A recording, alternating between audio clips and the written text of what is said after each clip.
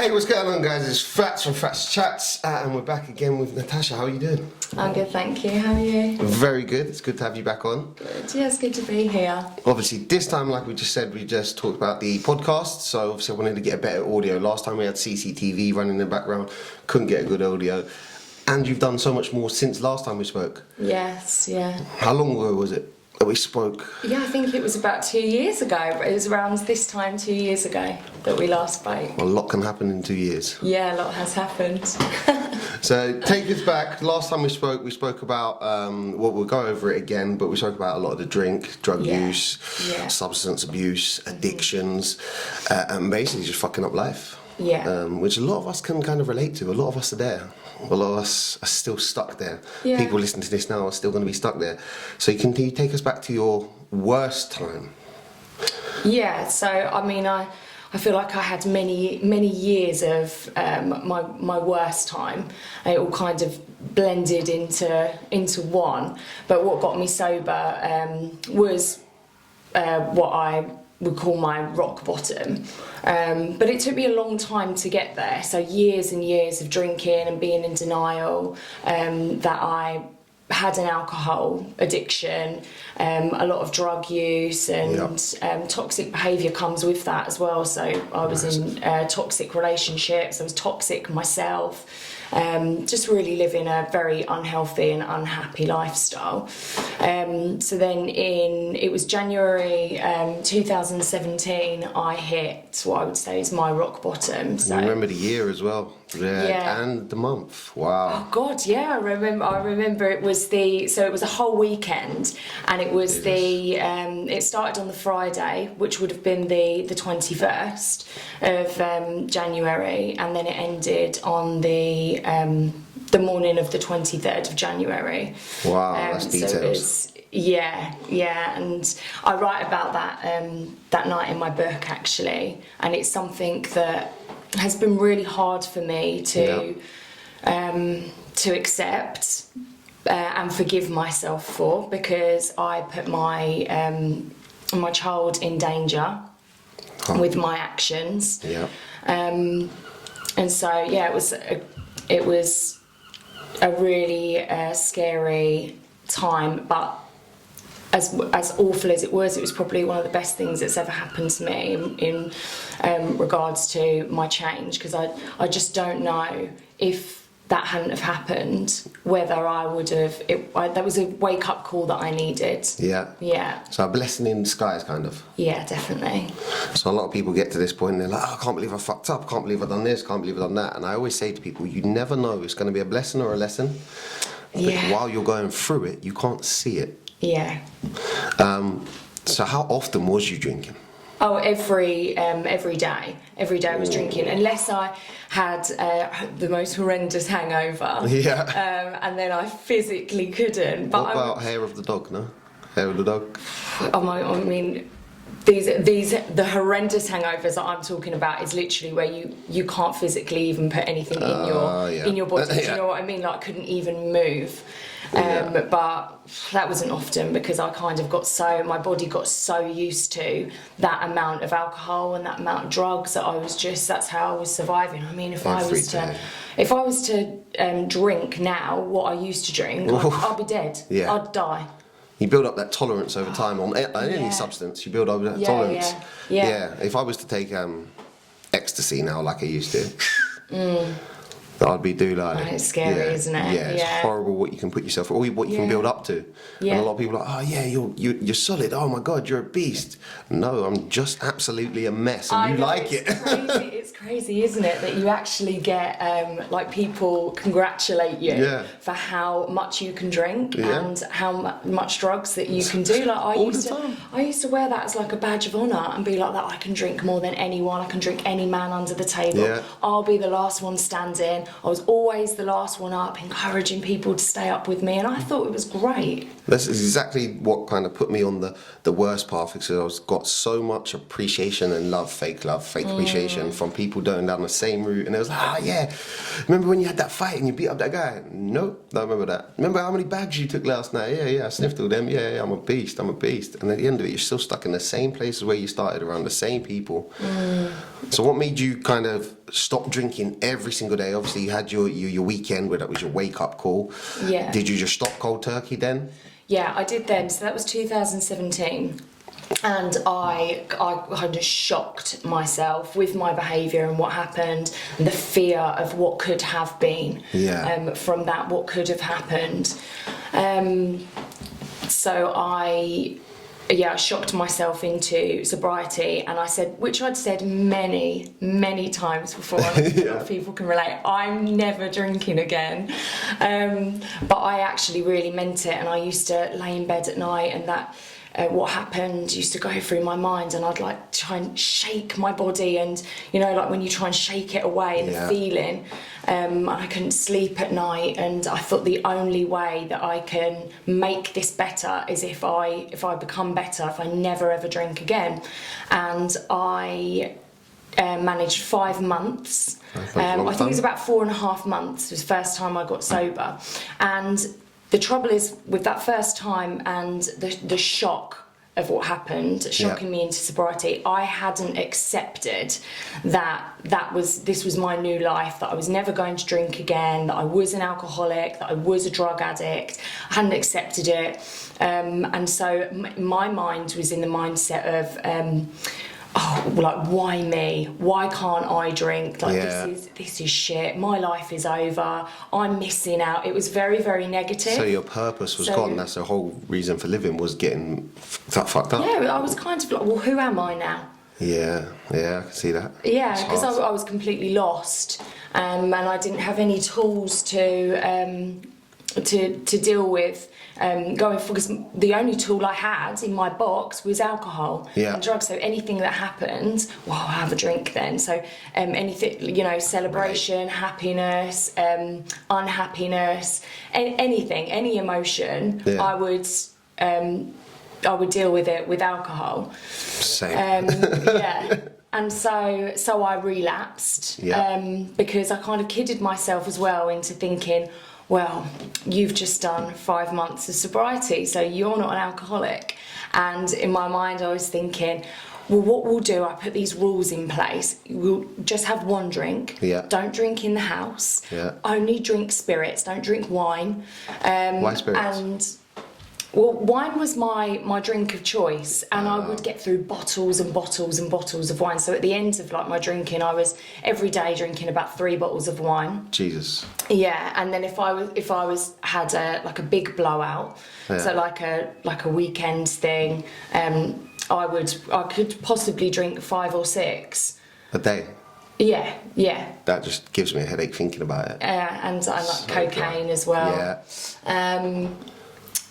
And so, sorry, I've kind of lost track of where I was. You had your rules, so you wouldn't drink in the house. Oh, yeah, that's right, yeah. So I had the rules, and very, very quickly the rules, well, as soon as I had a drink, the rules went out the window. I was really quickly went straight back to where I was before, but this time, because I had admitted that I had a problem, and I'd experienced that 5 months of sobriety, which was great. It wasn't the same as it had been in the past. It wasn't enjoyable. It wasn't something I wanted to do. I was doing it because I had to, not because I wanted to. And so that was a really dark time, and I tried to get sober again. I would do 2 weeks on, 2 weeks off, a week here, a week there, but I couldn't stick to it, and I hated myself for the fact that I'd gone back to drinking. So it took me 7 months, but then eventually I did it. And funnily enough, I didn't mean for it to be on the same date, but I ended up getting sober again on the 23rd of January, 1 year later, literally to the day. I got sober, and that's been it ever since. So we're coming up to nearly 5 years now of sobriety. And it doesn't even tempt you anymore, doesn't think about it anymore? Or I think it's something that will always be there for me. So in situations like, I had my cousin's wedding a couple of years ago, and all of the girls who are all my friends, who we've all grown up together, and I've got amazing memories with them, and even some drinking memories. It wasn't all bad, And we were all together. My cousin was getting married, and everyone was, you know, clinking their glasses, and I had this kind of feeling of like wash over me of, oh, I'm missing out, and wouldn't that be brilliant? But what I do when I get that feeling is I always think to myself, okay, but what would happen next? If you were to sit down and have that drink, it wouldn't just be that drink. So what would happen? Well, I would have another one, and another one, and another one, and then I'd have a bottle, and then I'd have two, and then I'd have three, and then I'd ring a drug dealer, and then I'd stay up all night, and then I would have forgotten the whole wedding, or I'd act inappropriately.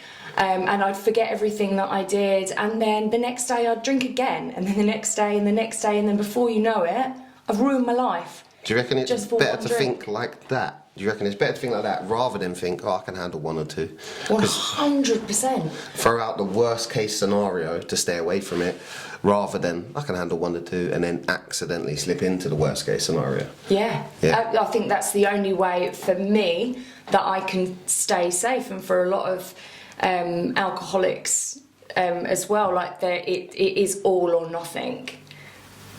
Because if you could just have one, then we would never have ended up in the position that we were in to have to give it all up.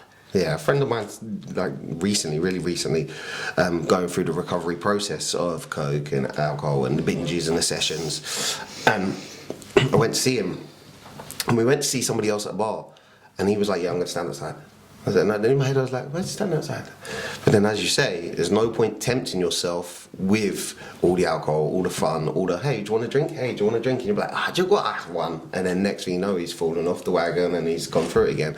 Yeah. So it makes sense that he's just taking himself outside. I'll be on the call. When you're ready, I'll be outside. Yeah, you need to protect yourself and your sobriety at all costs, and put yourself first. And you know that you may lose friends along the way, you may upset people along the way, but really that doesn't matter, because your number one priority is staying sober. Yeah. My first year or two probably of sobriety, I had holidays booked that I'd cancelled.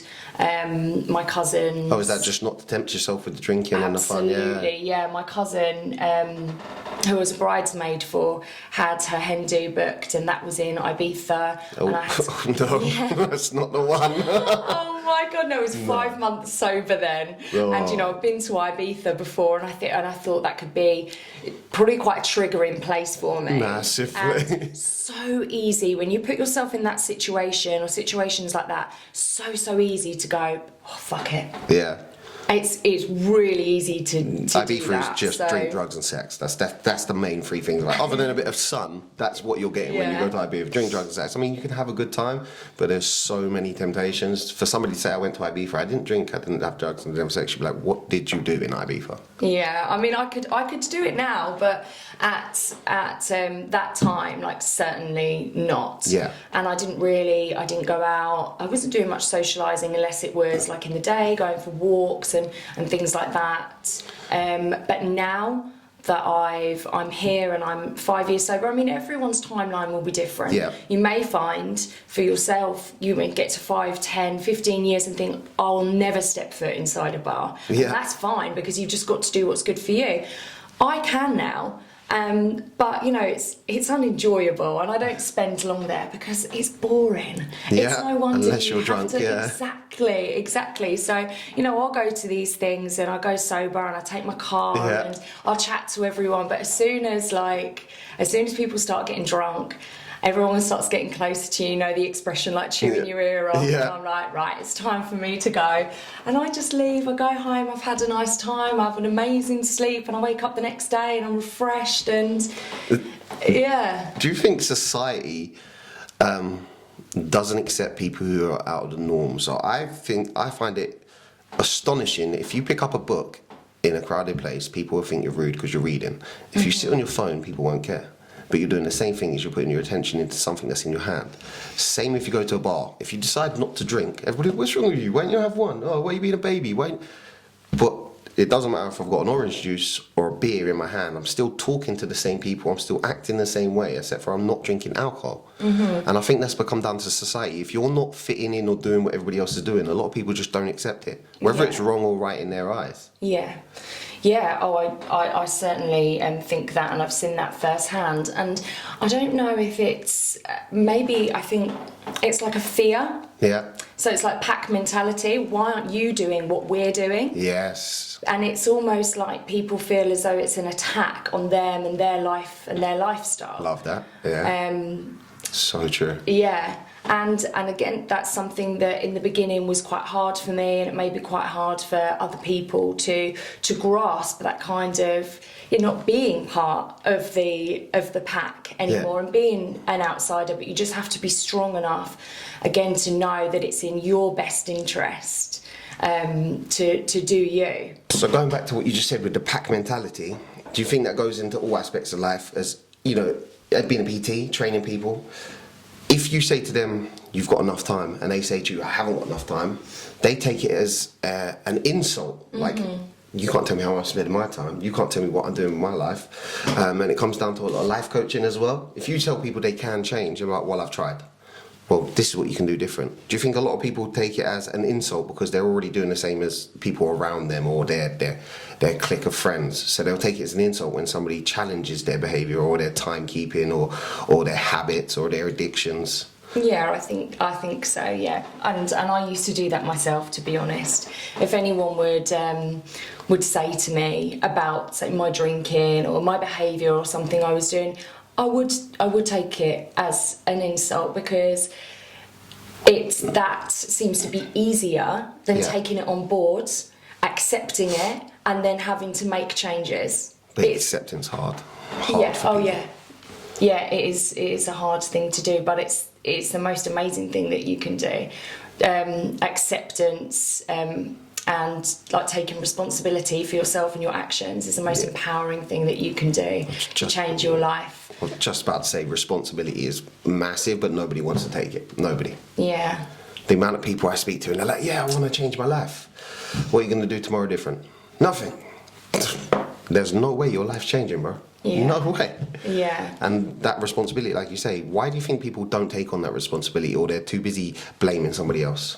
Again, because it's hard work, and I think everyone, just generalising here, and for me in my past as well, I was always looking for somebody to fix me, for somebody to outside of myself to make me happy, to bring something to me.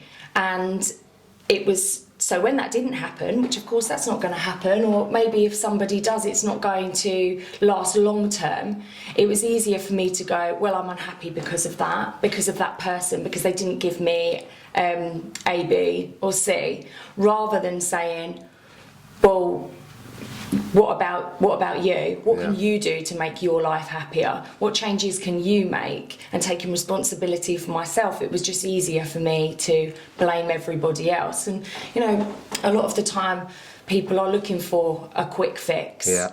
Whereas, like with the life coaching, it's teaching people, it's not doing, it's showing and teaching people how to make changes themselves in an empowering way. Yeah, breaking things down for a lot of people, I think. A lot of people see your change, they'll see my change, and they'll be like, oh wow, how did you do that? Over many years of self-development, struggle, you know, addictions, over many years of becoming a better person, it just doesn't happen quickly overnight. And a lot of people see the beginning of your story and the end of it, but they never see that kind of trial, tribulations. Consistency is key. You go to the gym once, that doesn't mean you're an athlete. You go to have a salad once, that doesn't mean you're healthy. But I think a lot of people take away the consistency. An hour a day at the gym doesn't seem like a lot. Going to the gym every day, people are like, well, fuck no. It's only an hour out of your day. You still got 23 hours. Yeah. And I think a lot of people are too busy looking at the end where they want to be, and they just give up straight away. And even the end, like I've got, I have pictures on my social media, and they're so like me drunk, me sober. I've seen a lot of those, yeah. And even the end, it isn't the end. No. We're constantly now still fighting battles and still pushing through, and it's a lifelong lifelong thing. Like I never, you know, say I'm very comfortable in myself now and where I am in my sobriety, but I don't ever want to be too comfortable. Yeah. I don't want to ever get complacent with it, because it's something that I will, I'll be working on every single day of my life. Like I know people who've been 19 years sober and relapsed. Yeah. It can happen at any time and set you straight back to where you were day one. Yeah. Somebody on TikTok I spoke to, Nathan, he was very much like, you can relapse like that. You don't know it's coming, but it can hit you at any point. But when you do relapse, it's one of the hardest things to get yourself back out, because once you relapse, you could lose yourself for a few days, maybe a week, maybe 2 weeks, and then you realise, shit, I've done that. Yeah. And you have to pull yourself back out again. Yeah, it's a strange place, relapse, as well, because you kind of, you sit in that negative place of I've ruined everything. Yeah. Just so all the good work that you've put into your sobriety and everything you've done, it almost in your mind it means nothing because of that one night, that one relapse, and you forget about all the good that you did. So the 5 months that you did of good hard work and positive actions, you've thrown that all away. Yeah, that's what you feel anyway. Yeah, it's like with some of my nutrition clients. And it would be like, well, today I had a chocolate bar for breakfast, so my whole day was fucked. And so I ate this, rather than being like, well, I had a chocolate bar, I enjoyed it, and now I'll just get on with my day the way I would if I hadn't have had the chocolate bar. Yeah, you had one treat, Yeah, exactly. So it's kind of like that with the relapse as well. It's like, well, I relapse, well, now I need to fuck my life up now. Going full blast, Yeah, I've already fucked it. Why not just go all out? Yeah, exactly. I think I see a lot of people doing that. Well, I've had a bad weekend. You know when they have like a cheat meal on a Friday? I've had a cheat meal. Fuck it. I've been out Friday night, Saturday night. I've had kebabs all day Saturday. I'll drink or eat shit on Sunday, and then I'll start again Monday. Like, what are you doing? Yeah. What have you done? Yeah. It's that self-destruct button. We've all got one. Yeah, unfortunately, and I've slapped that way too many times. I think my button's nearly broken the amount of times I've slapped that. Yeah, so I hope it's broken. So going back to when you said that you was always looking for somebody to fix you, some exterior person, somebody to come in to be your knight in shining armour, somebody to say you shouldn't do this. Did that lead you more easily into toxic relationships and lead you more easily into people kind of lead you down the wrong path because you're like, oh, they'll save me. They fucked me as well. Yeah, absolutely. I mean, the circles that I was running in at the time and the kind of people that were attracted to me and I was attracted to, you know, we were in the same circles, we were doing the same kind of things. So I was dating drug dealers and hanging around with people who were doing the same things as me. I like to hang around with people who, if I was to say to them, should we have a drink? They'd be like, yeah. Should we get a bag in? Yeah. You know, if I'd said that to someone and they said no, again, that I would then take that as an insult. But instead of thinking, oh, well, maybe I shouldn't be doing cocaine at 2 o'clock on a Tuesday afternoon. I'd think that person's a weirdo. I'm not hanging around with them, or they're boring. So then I would put it onto them instead of taking responsibility myself. But so I was running in them circles and mixing with probably not the best people for me, and really latching on to anyone really that was showing me any kind of attention or anything that I would. So I would see love in them days as a control, abusive relationship. So many see it. I see it all the time now. Yeah, it's because they love me. That's why they're doing that. They treat me in that way because they love me, and then it was break up, make up, break. So it was. That's very toxic as well. Yeah.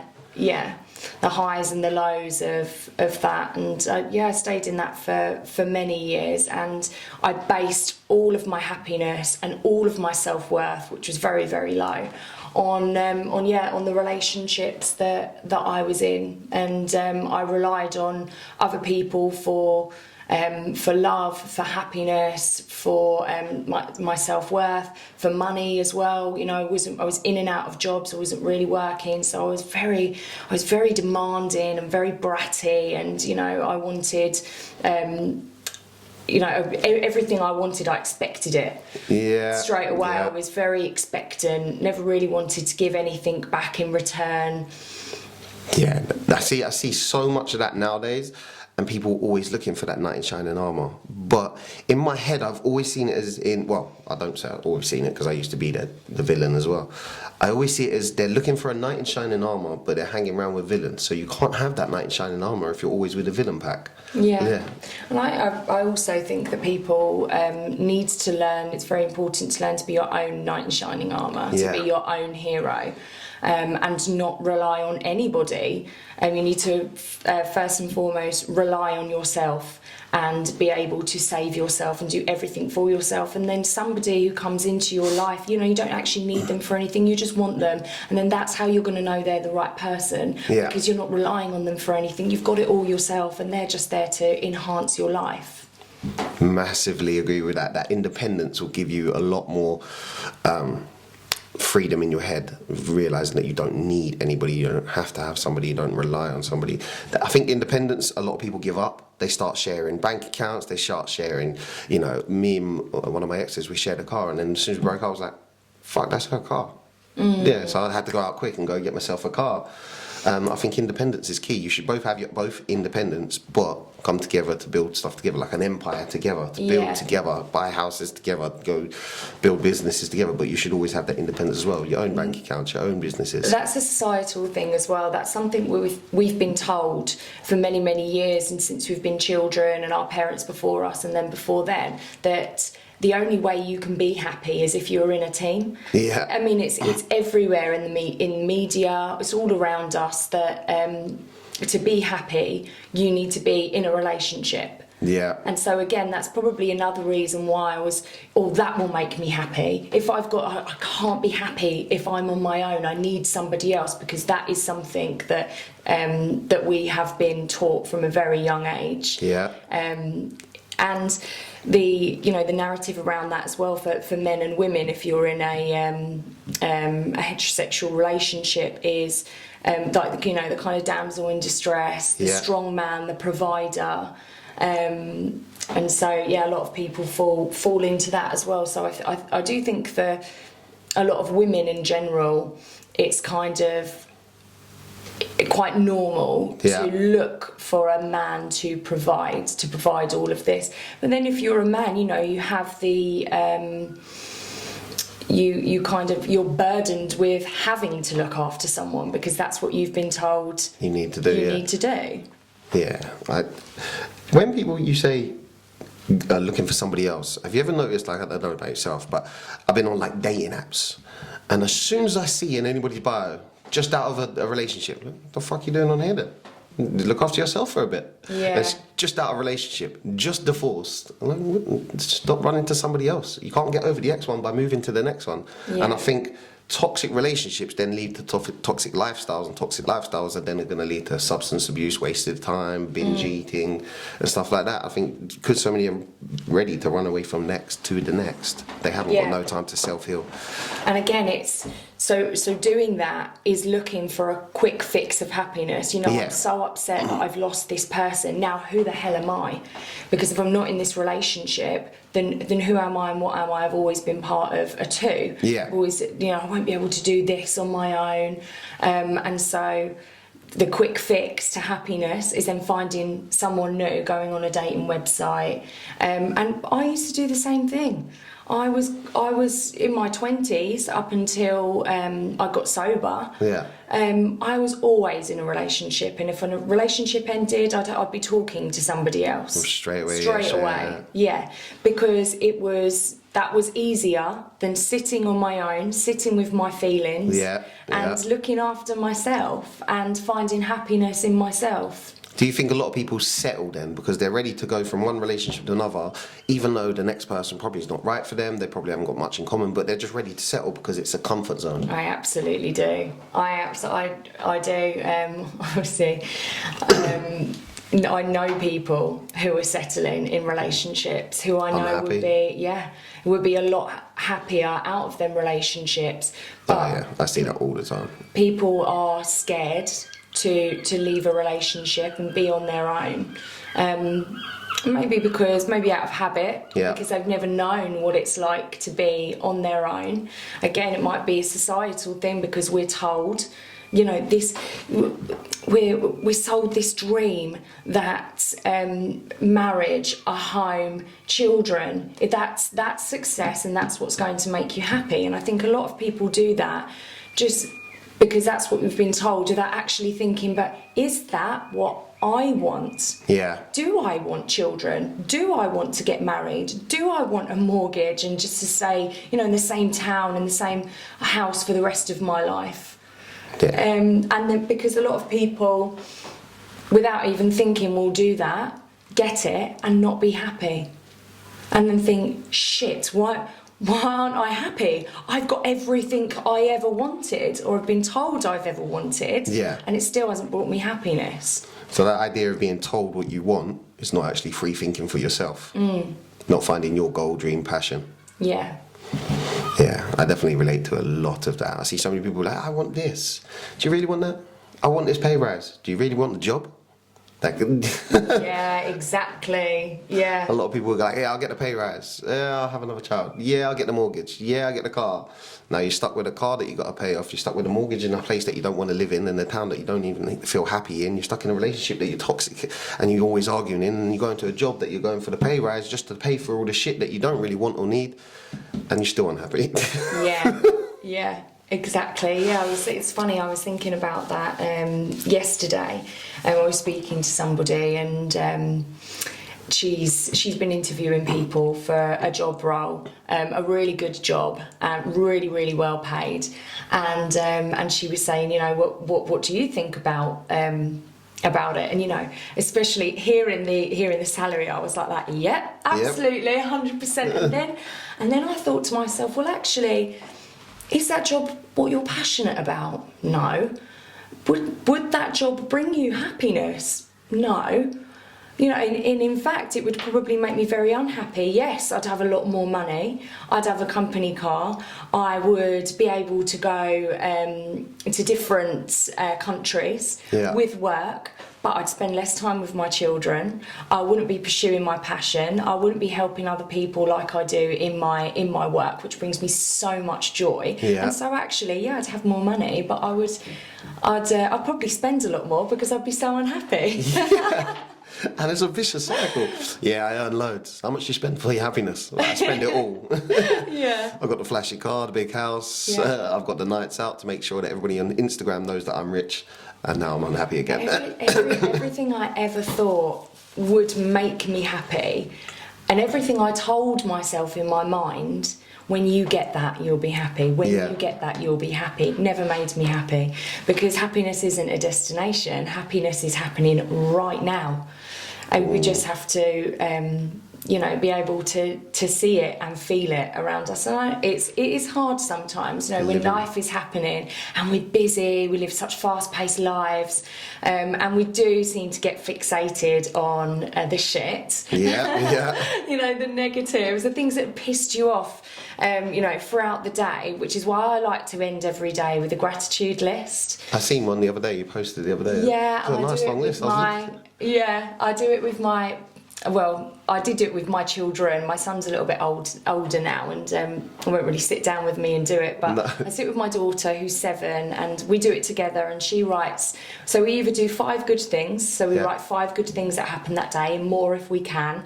Or we write our gratitude list, so everything that we're grateful for. And that just trains your mind into seeking out the positives instead of the negatives. You know, you go to bed feeling really grateful for the day that you've just had, for the life that you're living, because there are positives all around us. Just sometimes you have to just think about it a little bit more. What I don't understand is you've gone to now sitting down with your daughter to have a gratitude list about things you're grateful for in life, and it's beautiful and it's loving and you're living in the moment. Have you read the book The Power of Now? Who wrote that? Yeah, Eckhart Tolle. Do you know, I said to you that I've got self-development books at home that I've never opened. It's at home. That book's great. Shelf. It's all about living in the now. It's all about power of now. Yeah, it's a really good one. I'll have to get it on an audio. That's why I thought you read it, because you was kind of referencing from the book, living in the happiness of now. So how did if you would have told your old self, look, this is what you're going to do, you're going to be so grateful, you're going to be so happy, and your old self sitting there with another line and another bottle of wine. I would have never have believed it. I honestly would have seen myself dead before sober. Yeah. It would be completely impossible.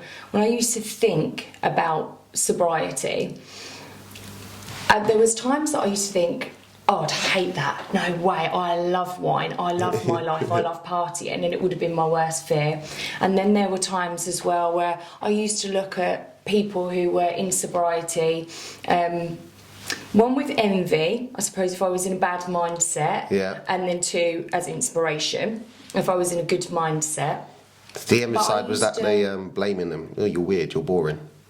Was there, Yeah. So, yeah, there would be that. But then if the envy side would be me, I hate my life, kind of I wish I was them but I'd never be able to do it, that kind of mindset. It's a lot of anger. Yeah, so, and it's that I can't is I won't. Yes. I'm keeping myself stuck here because we can do anything we want to do. Yes, you can. So I just thought it was something for me that would have been absolutely impossible. So to be able to get sober, number one, was the most amazing thing that I've ever done, and then everything that's happened from that. When things are happening to you day by day, you don't really think about how amazing they are until you sit back and I suppose you look back to where you were and then see how far you've come. Definitely. I'm really proud of myself, and I'm really grateful for what I've done. You should be, and you've inspired a lot of other people to do the same. We're always learning.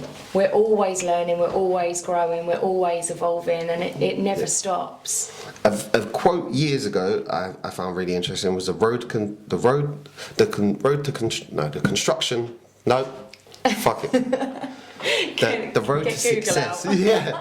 The road to success is always under construction. That's it. Yeah. And I was like, well, no. Once you're successful. But then every time I've achieved something, I'm like, I can do a little bit better. I can do a little bit more. And it's like every time you get to the top of your ladder, there's another ladder to climb. Yeah. And a lot of people just think that you want to get there. And that's the same thing, like what we were just saying about I'll be happy when. If we always base our happiness on a certain time, I'll be happy when, we'll never be happy, because like you just said, we have goals, and then okay, what I want to go further. I want to do more. I want to progress more. It never ends, which is why we need to find happiness right now and what we're doing right now. Like that little book, Living in the Power of Now. Yeah. That's true. I don't think a lot of people realise that. A lot of people are always, I was stuck in the factory for 3 years, and every single day, every single person complained about every single day. Yeah. Stuck in Sports Direct for 4 years. I say stuck, I chose to be there, but you go to work every single day, and every single person's like, I fucking hate this place, I fucking hate my life, you're like a bird, you can go somewhere else if you like. We say, it's the language that we're using, I can't, I'm stuck. Yeah.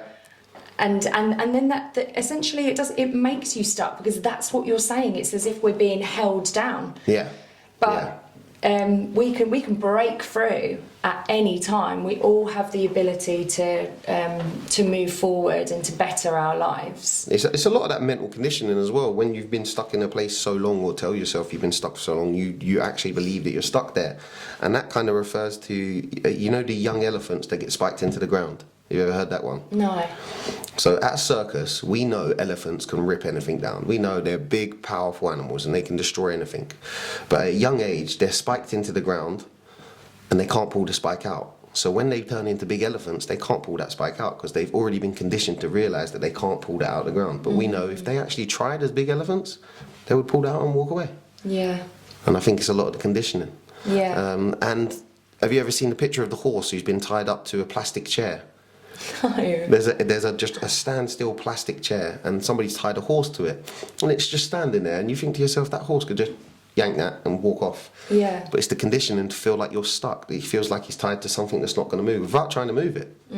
So I think a lot of us, without even realising it, we don't even try. It's the power of the mind, isn't it? It's horrible.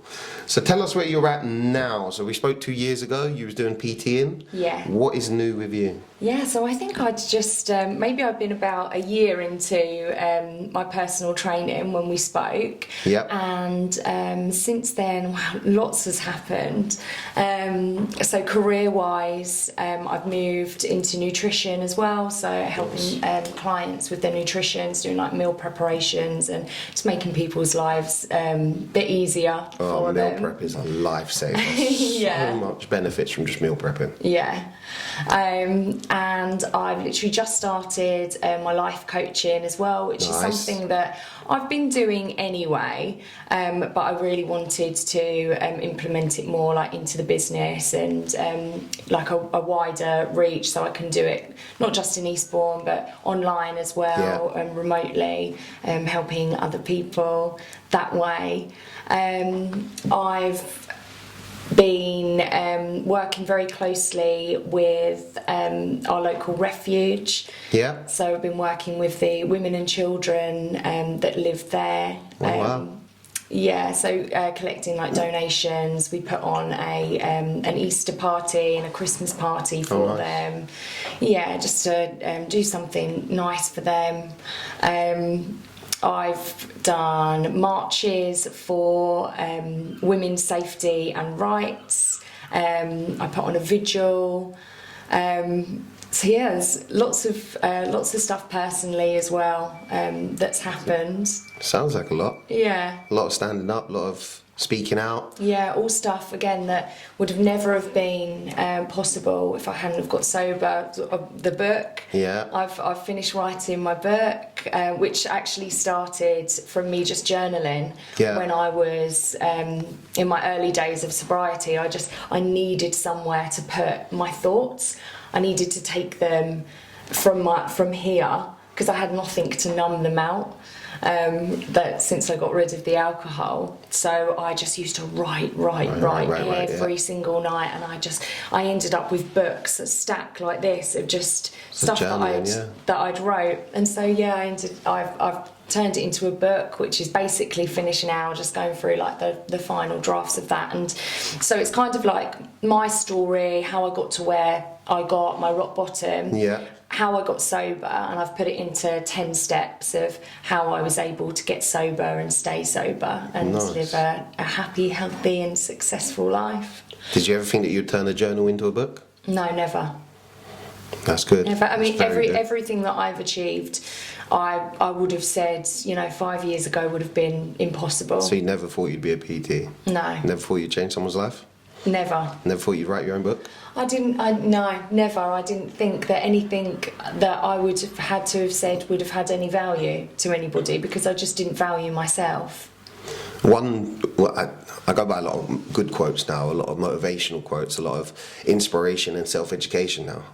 But years ago I used to go by the worst quotes. I'll be the best drug dealer. I'll be the biggest drug dealer. I'm going to have so much respect because I'm going to be so feared. And one thing I used to say to my cousin when we used to get on it all the time, if by 30 I haven't got loads of money, I'm going to either turn into a crackhead or kill myself. And back then I thought that was a normal way of thinking. But now looking back at it, you're like, fuck, the fuck was I thinking? Yeah. I can achieve stuff. PT, life coach, writing a book, changing people's lives, And also, I find what I found interesting with what you just said as well is that the basis of your happiness was around money. Yeah. So I find that I was the same as well. When I was drinking, I based a lot of my happiness actually around like material things, so what I had, and what I could gain in that kind of way, without actually thinking that a change in mindset, which is free, would make all the difference and make me happy. Years ago I used to want more weapons, so more knives, more knuckle dusters, more money, more trainers, more flashy clothes, just to show off to the people, hey, look at my new knuckle duster, hey, look at these new drugs, look at these new clothes I'm wearing. And again, it comes down to materialistic, like you said. Nowadays, if somebody said to me, do you want any of this? I would look like, nah, give me an extra hour with my nan, I'm going to take her to lunch. And that would be amazing. Spending time with family, it's amazing. Going on a dog walk is amazing, Like, you don't really want those brand new £300, I don't know, Air Jordans or whatever they are, just so you can walk around the same nightclub that you've been going to for 5 years. I'd rather go up to London, take my nan out to the day, make memories, take a load of pictures, loads of videos, have the best time, and come home. It's funny because, like you said, like with your nan and them kind of things, like connection with someone is so good for us, good for our mental health and our happiness. And I seem to be, and you'll know this as well, like with when you're in the drinking and the alcohol kind of circles, I was always surrounded by people and I had a lot of people around me. But I probably felt the loneliest that I've ever felt. And I think I was searching for connection, but could never actually find it. But I can be alone now and not feel lonely. That's a good place to be in. I can be alone and always find something to do. Like I'm always doing something. People who say to me, I've got nothing to do, you're lying. You've always got something to do. Are you unhappy with your weight? Yes. Why? You're going for a jog. Are you unhappy with your education, your income? You're learning something. There's so many free courses, so many free stuff to do. Have you got family around you? Go have a cup of tea with them. Like, there's always something to do, whereas a lot of people can't find nothing to do, whether you're with yourself or with someone else. Like you say, you can be happy doing your own thing. You'll probably be writing new meal plans or helping people with diets, or you just be working, but you'll be happy because you're content with you. Whereas somebody else, they're straight up. In that stuck mindset, isn't it? I can't mindset. It's very, very hard. I see so many people really nowadays. Hard to get out of. They get to a night off. They have to go out drinking. They have to. If anybody says to them, I'm not drinking, it's that pack mentality. Why? You're boring. But it's, you're not happy with your weight. You're not happy with your income. You're not happy with your job. The only thing that you've done with your free time is drink. Yeah. It's funny with alcohol as well, because it's the only drug that people will make you feel bad for not taking. If someone gives up smoking, you're congratulated. People are like, oh wow, that's amazing, well done. A friend of mine's done that. It's celebrated. But I found, like with myself and a lot of other people that I've spoken to in sobriety, when you say to people, I don't drink, it's a gasp of why? Or I remember this time, me and my cousin, we were on a train home from London, and neither of us were drinking. I think it was like a Friday night or something like that. We'd had a really nice time and we were on our way home, and this lady from Eastbourne that we knew got on the train, and she was really drunk because she was at a work thing, and she sat opposite us, and she was in and out of sleep, and she was slurring her words, and we were just chatting, me and my cousin, and she kind of opened her eyes for a bit, and she was like, oh, what have you two been doing? And we said, we went for lunch, and she said, oh, you don't drink, do you? And we said no, and she went, oh, that sounds boring, and then fell back to sleep. And I thought, real boring. I know, exactly. And I just looked at her and I thought, thank God I'm not you anymore, but I was exactly the same, and now I can see, like, boring now to me is that life. I mean, it's worse than boring, but falling asleep on the train because you've got so drunk, that's boring. Not remembering what you've done, where's the fun in that? Laying in bed all day because you're so hungover that you can't drag yourself out of bed, being sick into the toilet all day, they're all boring to me. Yes, they are. Sitting in a bar all night, boring. Sitting in someone's kitchen, snorting coke all night, boring. My life now is, and when people say to me as well, this always makes me laugh, well, what do you do then? If you don't drink, what do you do? What do you do for fun? And the answer is literally everything in the world, anything I want to do, Yeah. but drink. It's mad that people think the only options you've got is drink. Yeah. A pal of mine, yeah, on a weekend, there's been weekends that I spent £200-300. Stupid amounts of money that people would be like, oh, that's easy. Spend that in a night. Spend it on like a few bags. It cost me and my pal £300 to go to Rome for 3 days years ago. And she's like, that's where your money should be going. You're going to Rome to, we went around to see all this history, these art, these buildings, new cultures, trying new foods, loads of pictures, loads of videos, and come back. We had 3 days of memories. It's another way for people to, to be stuck. Is like you said, I spend a couple of £100. Yeah. People spend a couple of £100 on one night out on a weekend or something, but then say, no, I can't afford a holiday. No, I can't go out of town. Yeah, exactly. Stop going around in your circles, and you'll be able to afford a lot. Yeah. I broke it down for us. A friend from work moved into my spare room at my house, and we was in the car, and he was talking about money and work, and I was like, the one book that helped me was The Compound Effect. A really, really great book, and it broke it down through coffees. If your coffee cost you £2 and you get a coffee every day, you have to times that by 365 days a year. Now, for example, maybe you don't get coffee every day, but it's still £600 per year, roughly, that you're spending on coffee just by drinking a coffee on the way to work. That's a holiday. Yeah. Coffee. He was like, oh yeah. I was like, yeah, now look at your nights out. It's £20 a night out, just for a couple of drinks if you go to the pub. A friend of mine, I broke it down for him years ago, and he told me to go fuck myself. But he used to go drinking every day after work, which many men do. You're working in the building trade, you go for a couple of pints.